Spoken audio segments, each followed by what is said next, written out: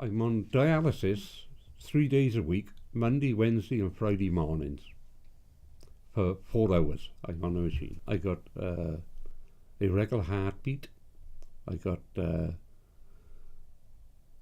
high blood pressure, high cholesterol, diabetes, and I'm blind.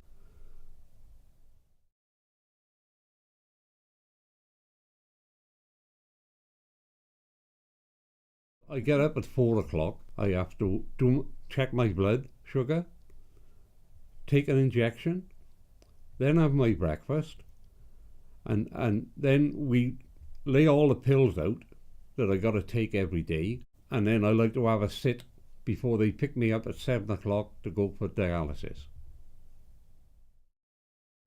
I'm never late in the mornings, but it's this lunchtime coming home. I have to wait 2 hours for transport home, and I live within half a mile of the hospital, which is silly. It's ridiculous, because there are loads of transport, ambulances and cars that are passing my house to get to the motorway, and I'm not included in it. I'm left very often for 1.5, 2 hours for transport home, which is inconvenient, totally inconvenient, because I want to get home, have something to eat and have a sleep.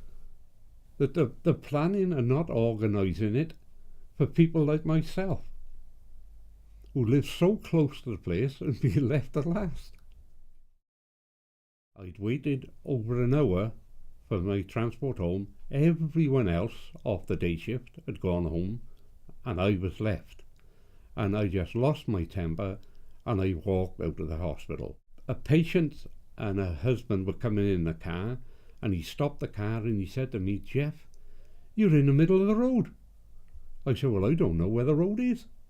I'm blind." And I walked out through the hospital gates, and I walked halfway along Friars Road, going towards my house.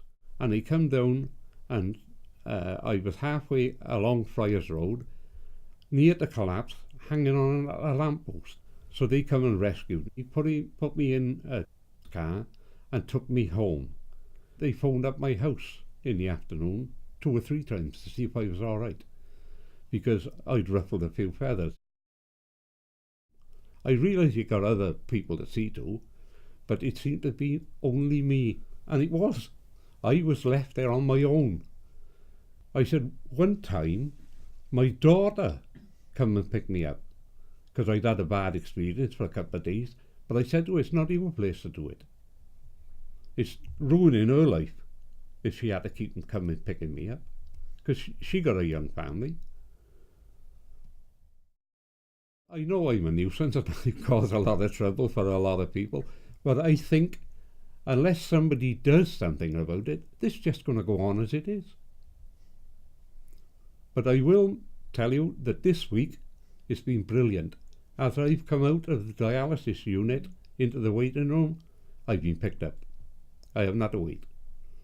So I must have done some good for me, but I hope it happens for other people.